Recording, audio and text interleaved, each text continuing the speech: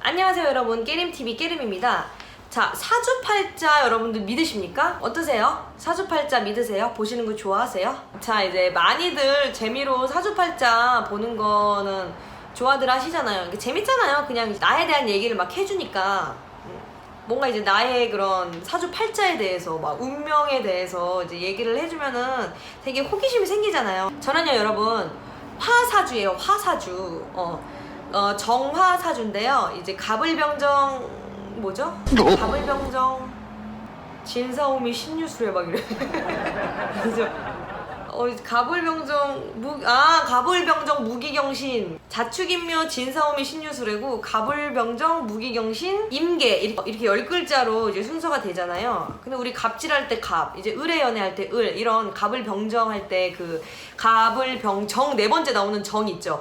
그 정이 들어간 화예요 제가. 그래서 정화사주거든요. 혹시 저와 같은 화사주이신 사람들은 좀 이제 성향 자체가 불이 주변을 이제 밝혀주는 성질을 갖고 있기 때문에 실제로 화사주를 가진 사람들은 이제 성향도 주변을 이렇게 밝혀줄 수 있을 그런 뭐 밝은 성격을 가지고 있다고 이제 보통 해석을 하더라고요. 그리고 불은 이제 목이 땔감이 됐을 때 불이 더 커지잖아요. 그래서 목 기운은 기운이라고 보통 표현을 하는데 네, 되게 사이비 같나요? 기운 막 이러니까. 네. 그래서 아무튼 사주에서 쓰는 용어예요.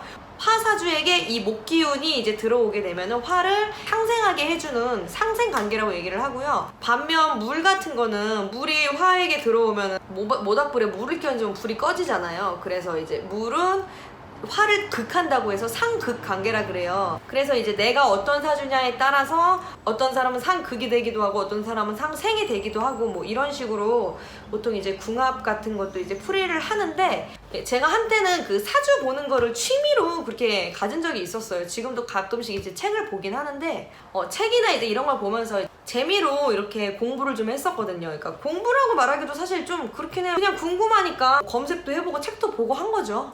근데 이제 그렇다 보니까 뭐 이렇게 여러 데이터들을 통해서 뭐 나름대로 이제 해석을 해보기 시작하면서 궁금하니까 주변에 뭐 제 사주나 뭐 친구들 사주, 가족들 사주를 주변에 이렇게 한 번씩 보기 시작했어요. 그러고 나서 이제 제가 일을 하러 가게 되거나 이제 그러면은 대화를 나누다가 가끔씩 그냥 심심하면 언니 그럼 제가 사주 한번 봐드릴까요? 사주 좀 제가 공부한 적 있거든요. 재미로 한번 보실래요? 이제 이래가지고 본 적이 있어요. 봐준 것도 아니고 그냥 저도 같이 논 거거든요. 그냥 수다 떤 거예요. 요즘엔 이제 어플이 사주팔자가 한 화면에 이렇게 다 나오는 만세력이라는 그 어플이 있어요. 그래서 그거를 가지고 이제 거기에 나와 있는 이제 한자나 그 사주팔자 표를 보면서 제가 이제 공부한 내용들을 이제 해석을 하는 거죠. 이제 그 어플은 해석까지 나와 있진 않고요. 그냥 그 한자만 좀 나와 있어서 사실 처음 보는 사람들은 제가 막 되게 대단한 거 보는 줄 알거든요. 막 너 이런 한자라든지 이런 역학을 너가 다 풀이하는 거야? 이제 막 이러는데 좀 풀이라고 하기도 좀 민망하거든요. 그냥 이거 다 책에 나와 있는 건데 되게 쉽잖아요. 거기 보면은 제 사주는 빨간색으로 나와 있거든요. 그럼 불이란 얘기거든요. 그럼 불은 목이랑 상생이고 물이랑 상극이다. 뭐 이런 거 얘기하는데 막 와 너 이런 거 언제 공부했어? 이제 막 이러더라고요. 저 약간 처음에 살짝 솔직히 좀 당황했거든요. 선녀님 오셨다고 막 자꾸 이러고 내 것도 봐달라 그러고 이제 아무튼 하다 보니까 제가 그때 진짜 처음 느낀 게 뭐냐면 사람들이 사주 보는 걸 되게 좋아하는구나. 그때 처음 그걸 느꼈어요. 되게 좋아하는 거예요. 저는 좀 이렇게 민망한 거야. 저한테 막 나도 봐달라고 이제 이러면서 막 복채를 주시는 분도 있어요. 사주를 듣고 복채를 안 내고 오면은 뭐 미신이긴 하지만 막 복 달아난다고 이제 이러면서 막 2만원 3만원 주시는 분들도 있고. 그러니까 이 언니가 이제 이렇게 해서 옆에 있는 언니한테 얘기를 하니까 뭐 그분도 나한테 막 사주를 이제 봐달라고 그 언니가 뭐 직접 전화통화를 연결해서 나를 바꿔주고. 그래서 제가 하루는 이제 한번 출근했던 그 사무실에 한 6, 7명 정도 있었던 것 같은데 그때 직원이 그 이제 직원분들이 이제 대기를 하고 있다가 뭐 야 얘 다음에 나야 야 내가 먼저야 이제 이러면서 뭐 제가 6, 7명 정도를 그 사주를 받은 적이 있었는데 그때 하루에 10몇만 원인 거를 복채를 받은 적이 있었거든요. 지금 생각해도 참 재밌는 것 같아요. 웃긴 것 같아요 그거.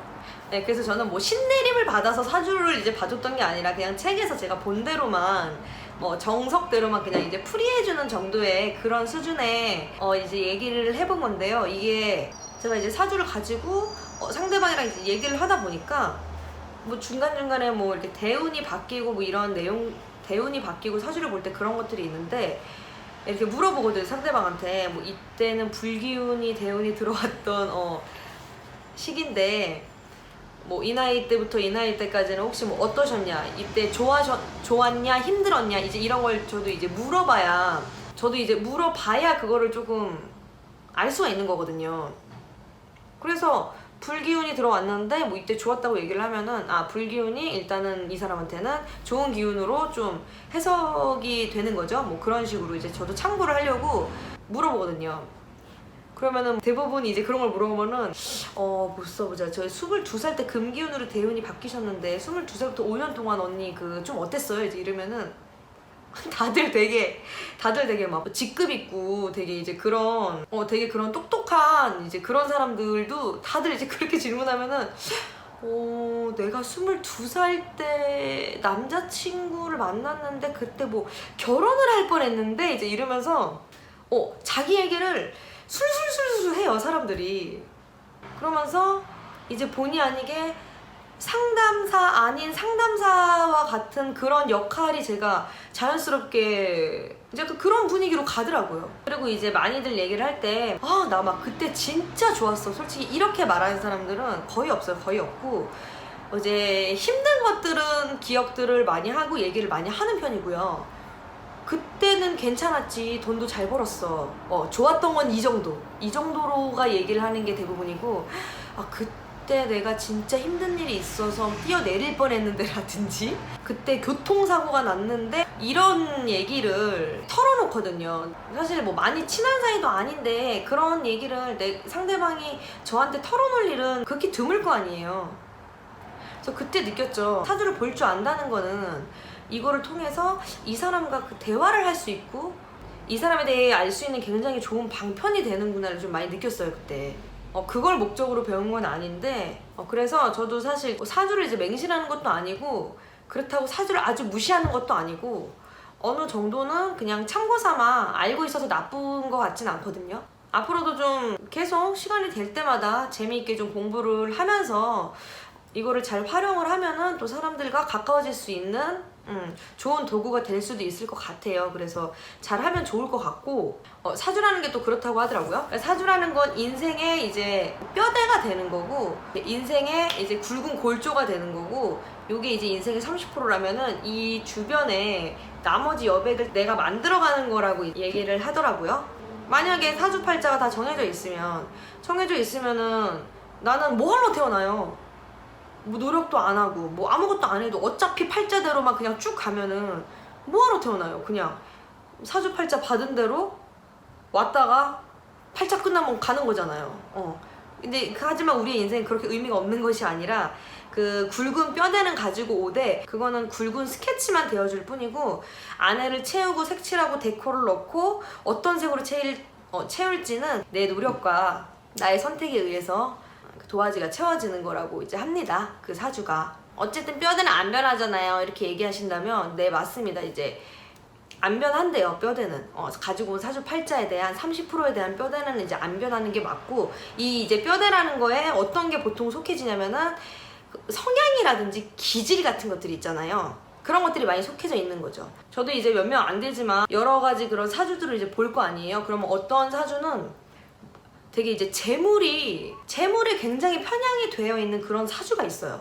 그리고 이제 어떤 사주는 되게 예술적인 그런 기질이나 뭔가 재능과 재주로 똘똘 뭉쳐진 그런 사주가 있고요. 어떤 사람은 관이라고 해서 명예나 직급 그쪽으로 많이 편향되어 있는 뭐 그런 사주도 있거든요. 그래서 요 정도는 뼈대가 되는 거죠. 뼈대가 되는 건데 내가 예를 들어서 굉장히 뭐 미적 감각이 뛰어나고 예술적인 그런 재주나 재능에 굉장히 능하고 이런 뭐 예체능 쪽에 남들과 다른 센스를 가지고 있거나 이제 이런 사주를 이런 뼈대를 가지고 태어난 사람이 고위공무원이라든지 대기업의 임직원 혹은 막 간부 같은 뭐 그런 자리에 예를 들어서 앉게 된다면 자리가 사람을 만든다는 말도 있지만 기본적으로 그 자리에서 조직생활을 아주 잘 한다고 하더라도 본인이 원래 가지고 있는 뼈대를 가지고 태어났잖아요. 예술의 뼈대를 갖고 태어났잖아요. 예술의 뼈대가 명예직의 뼈대로 바뀌진 않는다는 얘기죠. 한마디로 뼈대는 변하진 않아요. 예술적인 성향과 그 감성적인 성향을 가지고 어쨌든 직장생활을 하게 되겠죠. 이런 식으로 그 기질이나 성격이 변하진 않는다는 거예요. 자기가 가지고 태어난 그 기질이나 성격은 변하지 않는 것은 맞아요. 제가 사주를 처음에 왜 하게 됐냐면요, 제 운명이 궁금하고 그래서 본 게 아니라요, 그 사주 안에 기본적인 성향이나 기질이 다 담겨 있다고 하더라고요. 그것 때문에 제가 사주를 본 거예요. 저는 이제 제 자신이 굉장히 항상 궁금했었거든요. 내가 어떤 사람인지. 예. 그게 이제 궁금했었고, 옛날부터 뭐 어렸을 때도 뭐 애니어그램이라든지 그런 것들 있잖아요. 그리고 내가 뭘 할 때 제일 행복한지, 내가 뭘 잘하고 내가 뭘 못하는지, 내가 노력을 안 해도 남들보다 좀 수월하게 할 수 있는 게 뭔지, 아무리 노력해도 진짜 나는 다시 태어나야 되는구나, 이제 하는 것들은 뭔지, 이러면서 진로에 대한 것, 나의 뭐 직업군에 대한 것, 뭐 그런 거에 대한 고민을 저는 굉장히 많이 하는 편이거든요. 그래서 이제 궁금했던 거죠. 사주에서는 나의 기질이나 성향을 어떻게 얘기하나, 그게 궁금해서 사주를 보기 시작한 거고요. 사주를 이제 보면서 이제 그것도 알았어요. 이렇게 사주를 연구하고 뭐 나에 대해, 나를 찾아가는 그런 것들에 대해 되게 관심을 갖고 뭐 깊게 좀 고찰하고 철학적인 그런 생각들을 많이 하는 것조차도 사주에 나와 있더라고요. 종교라든지 뭔가 철학적인 거에 굉장히 관심이 많은 기질로 사주에 나와 있어요. 좀 신기하지 않나요, 여러분? 제가 혹시 나중에 라이브 방송을, 유튜브 라이브 방송을 하게 된다면 제가 여러분들 사주를 한번 봐주는 시간을 가져볼까요? 실시간으로. 괜찮을 것 같지 않아요? 시간 진짜 빨리. 사주 한번 보잖아요. 한 사람 보는데 진짜 뭐 20분, 30분 진짜 눈 깜짝할 새 지나가요. 너무 재밌거든요.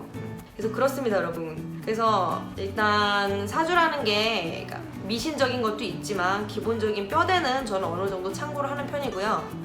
내 사주가 어떤지, 내가 가지고 태어난 사주에 나의 이제 기질이나 나의 성향이 어떤지는 알아서 나쁠 건 없다. 이게 오늘의 결론입니다.